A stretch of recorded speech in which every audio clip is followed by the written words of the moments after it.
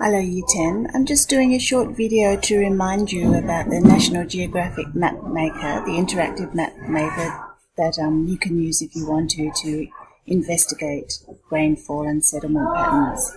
First of all, I'm going to click on the plus sign to zoom in and move by clicking and dragging. I'm going to try and find Australia.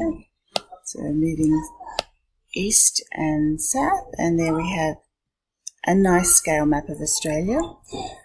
I'll choose my base map.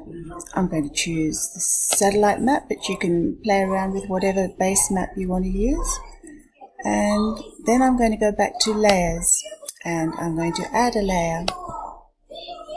You get all your choices over here on the left, but I'm looking for rainfall, so I'll click on climate and weather, and that gives me some choice of climate zones or precipitation and rainfall. You can look at climate zones, that has more information on temperature and rainfall, but for this we're just going to look at simply rainfall. So I'll click on the plus sign, and then click out, and that will add my my precipitation information to my base map.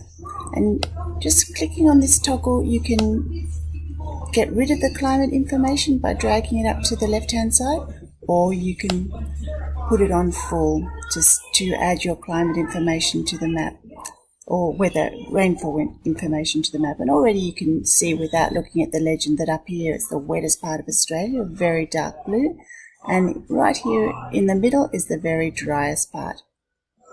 To find more information, you need to go to the legend, which is another word for key, and there you can see what each of the colours means.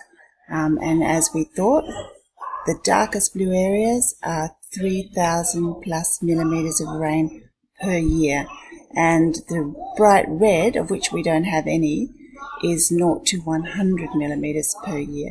So Australia only gets up to the second last zone of 100 to 200 millimetres of rain in its driest areas.